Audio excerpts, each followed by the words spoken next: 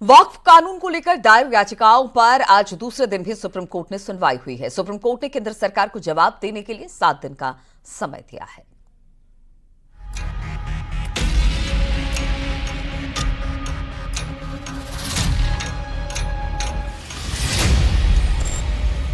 कि ये कानून कहीं ना कहीं संविधान के खिलाफ बना है। ये संविधान की जीत है, ये किसी पक्ष की जीत नहीं है।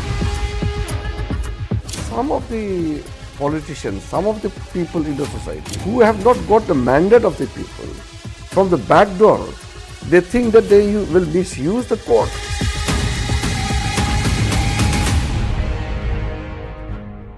वक्फ के नाम पर छिड़ी बहस पर 5 मई तक विराम लग गया है।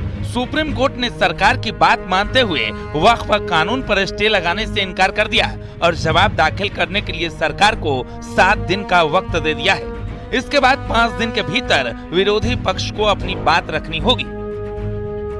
कि जो 5 तारीख की जो मुकर्रर हुआ है उस दिन से पूरे मामले की अंतिम सुनवाई शुरू हो जाएगी। इसलिए अब अंतरिम आदेश का कोई मुद्दा नहीं है, वो मुख्य रूप से जो मेन पिटीशन है उस पर सुनवाई शुरू होगी। और एक विशेष बात जो इसमें रही वो देखने वाली ये है कि सुप्रीम कोर्ट ने कुछ जो बड़े कंट्रोवर्शियल मुद्दे थे जिसमें हम लोग लगातार अपनी आवाज़ उठा रहे थे न्यायालय के माध्यम से, जैसे वक्फ बाई यूजर पे कई वो आए थे, अमेंडमेंट्स आए थे, उन चीज़ों पे कोर्ट ने केंद्र सरकार को ये कहा है कि आप अगले तारीख तक न्यायालय के किसी आदेश के आने तक 5 मई को आप कोई आगे कार्रवाई नहीं करेंगे।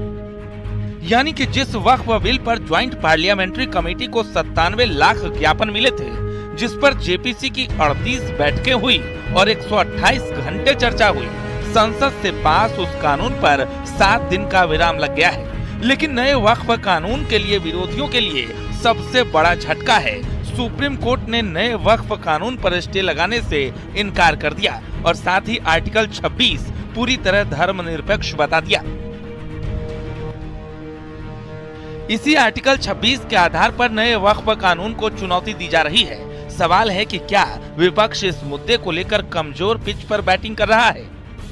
Bureau report, news 18।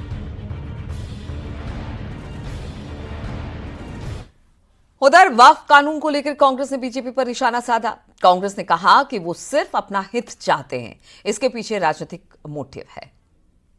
को लेकर भारतीय जनता पार्टी जन जागरण अभियान चलाने जा रही है और कह रही है कि विपक्ष का जो झूठ का है उसका पर्दाफाश करेंगे। देखिए, वो किसी का हित नहीं चाहते, वो अपना हित चाहते हैं। राजनीतिक मोटिव है, मैं इसे संवैधानिक मुद्दा अंतिम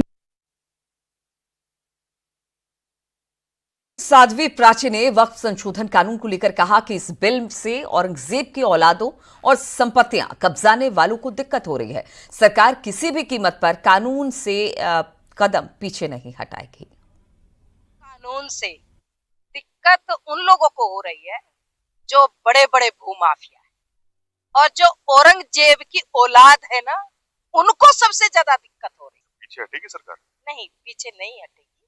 सरकार गरीबों को न्याय देने के लिए तैयार कर रही है, सारे बिल महिलाओं को सम्मान देने के लिए तैयार कर रही है, तो सरकार के पीछे हटने का मतलब नहीं।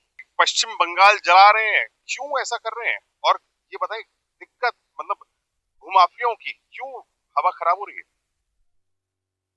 पश्चिमी बंगाल को जो जला रहे हैं, एक सोची समझी साजिश ममता की है। ये ममता जलवा रही है। हिंदुओं के घरों को जो कश्मीर के हालात पैदा हुए थे ना, वो ऐसे ही मैं कहूंगी कि अपनी शील की रक्षा के लिए महिलाओं को हथियार उठा लेने चाहिए। वक्फ संशोधन कानून को लेकर अयोध्या का सनसमा सरकार के समर्थन में आ गया है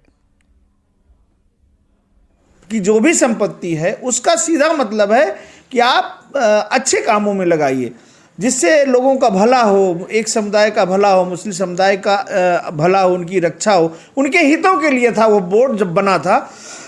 लेकिन इसके विपरीत कुछ अताताई लोग उसको हड़प करके बैठे थे, तो आज उन्हीं लोगों को कष्ट हो रहा है। बाकी मुसलमान सब प्रसन्न हैं। सुप्रीम कोर्ट ने कुछ तथ्यों को निकालने की बात की है, लेकिन ये विचारणीय है और इस तरह की बात नहीं रखनी चाहिए। मैं तो मानता हूं कि जो भारत सरकार ने जो बिल को रखा है और पेश किया है वो बिल सराहनीय है और ऐसे ही बिल को कोर्ट को भी स्वीकार करके और उसे सदन से न्यायालय से पारित कर दे। पूरा भारत संविधान से चलता है और वक्फ बोर्ड का कोई संविधान नहीं है। इनकी अदालत होगी, वही मुकदमा चलेगा और वही फैसला देगी। फिर भारत का क्या मतलब है? सुप्रीम कोर्ट का आज सुप्रीम कोर्ट के अंदर ये गया है तो क्यों गया है? ये प्रधानमंत्री मोदी की देन है। बता दें सुप्रीम कोर्ट कि इससे पहले कोई मुकदमा वक्फ बोर्ड का उसके पास आया हो या वक्फ बोर्ड के माफिया उसकी शरण में गए हों? वक्फ बोर्ड सुप्रीम कोर्ट को समझता ही नहीं है, ये तो उसकी मजबूरी है। और उत्तर प्रदेश में वक्फ संपत्ति पर बड़ा खुलासा हुआ है। 750 से ज्यादा प्रॉपर्टी का गलत इस्तेमाल हो रहा था। रामपुर में सबसे ज्यादा 204 प्रॉपर्टी का गलत इस्तेमाल हो रहा था। वक्फ प्रॉपर्टी पर किए जा रहे व्यवसायिक काम यहां पर किए जा रहे थे। तो आप देखिए किस तरह से उत्तर प्रदेश में जो वक्फ की संपत्ति है, अब जांच शुरू हुई है वक्फ की संपत्तियों की, तो कहा यह जा रहा है कि बहुत सारी ऐसी संपत्ति है जो गैर कानूनी तरीके से एक्वायर कर ली गई है। अब ऐसे में खुलासा हुआ है कि 750 से ज्यादा प्रॉपर्टी गलत इस्तेमाल के लिए गलत तरीके से इस्तेमाल की जा रही है। खासतौर पर रामपुर में सबसे ज्यादा 204 प्रॉपर्टी है जिसका गलत इस्तेमाल हो रहा है। वक्फ प्रॉपर्टी पर इस वक्त व्यवसायिक काम किए जा रहे हैं, उससे किसी तरह से वक्फ बोर्ड को किसी तरह का फायदा नहीं मिल रहा है। मुख्यमंत्री योगी आदित्यनाथ ने जिलाधिकारी को आंधी बारिश और ओलावृष्टि को लेकर निर्देश दिए हैं। सीएम योगी ने जिलाधिकारी को प्रभावित इलाके के निरीक्षण और सर्वे करने को कहा। साथ ही जिलाधिकारियों को राहत कार्यों पर नजर रखने के निर्देश दिए।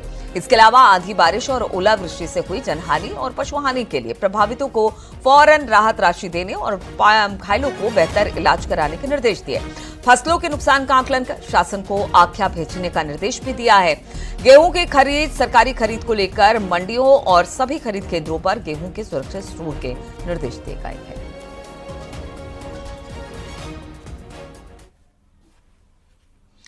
दिल्ली की मुख्यमंत्री रेखा गुप्ता ने पिछले दिनों एक न्यूज चैनल को दिए इंटरव्यू में समाजवादी पार्टी के मुखिया अखिलेश यादव को लेकर एक विवादित टिप्पणी दे दिया था, जिसके विरोध में समाजवादी पार्टी ने जगह जगह प्रदर्शन किया था। अब दिल्ली की सीएम ने अपने बयान को लेकर अखिलेश यादव से माफी मांग ली है, जिसके बाद अखिलेश यादव ने भी अपना रिएक्शन दिया। उन्होंने सोशल मीडिया एक्स पर लिखा कि क्षमा मांगना सभ्यता की बड़ी उपलब्धि है और क्षमा कर देना उससे भी बड़ी। और संभल सीओ अनुज चौधरी को पुलिस मुख्यालय से बिल्कुल क्लीन चिट मिल गई है। एसपी लॉ एंड ऑर्डर ने शिकायत की जांच की और अमिताभ ठाकुर ने पोर्टल पर अनुज चौधरी की शिकायत की थी पोर्टल पर, जिसके बाद संभल के सीओ अनुज चौधरी पर पद पर रहते हुए धर्म विशेष पर बयान देने का आरोप लगा। जांच बिठाई गई, लेकिन अब जो सीओ है संभल के, वो बिल्कुल क्लीन चिट, उनको इस पूरे मामले से क्लीन चिट मिल गई है।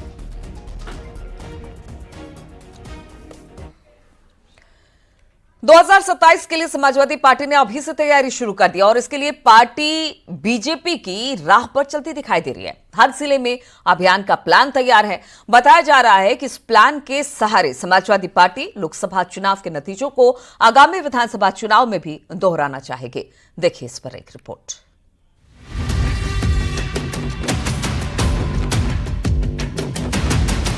दो 2027 के चुनाव के लिए अभी से तैयारियां शुरू हो गई हैं। समाजवादी पार्टी अच्छे तरीके से जान चुकी है कि यूथ अगर बूथ पर डट जाएगा तो उससे उनका रास्ता आसान हो जाएगा।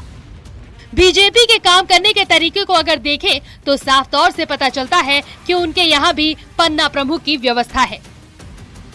निश्चित तौर पर बूथ सबसे महत्वपूर्ण यूनिट है और 5 ही क्यों, वहाँ तरह तरह से जैसी आवश्यकता पड़ेगी और ज्यादा से ज्यादा संख्या में जो कार्यकर्ता उतारने पड़ेंगे वो निश्चित तौर पर समाजवादी पार्टी इंतजाम करने का काम करेगी। इस पहल के जरिए एसपी लोकसभा चुनाव में मिली सफलता को विधानसभा चुनाव में भी दोहराने की रणनीति पर काम कर रही है।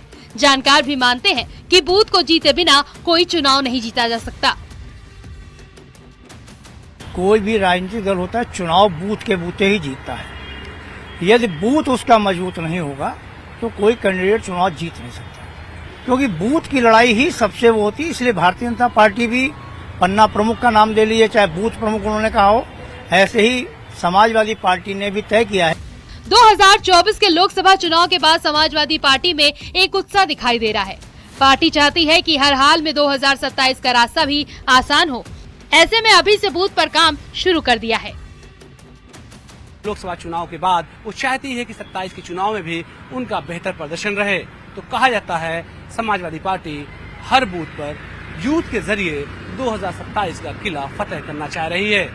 कैमरा पर्सन उपेंद्र के साथ Alauddin, news 18 Lucknow.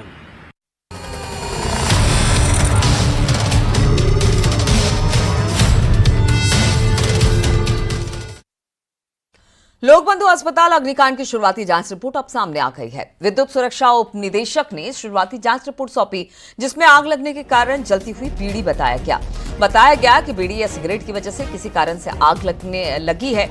Short circuit से आग लगने के कारण को नहीं बताया गया, यानी कि पहले कहा जा रहा था कि हो सकता है कहीं पर शॉर्ट सर्किट हो जिसकी वजह से अस्पताल में आग लगी, लेकिन अब शुरुआती जांच में जो रिपोर्ट सामने आई है उसमें कहा गया है बीड़ी या सिगरेट से ये आग लगी, ना कि शॉर्ट सर्किट से।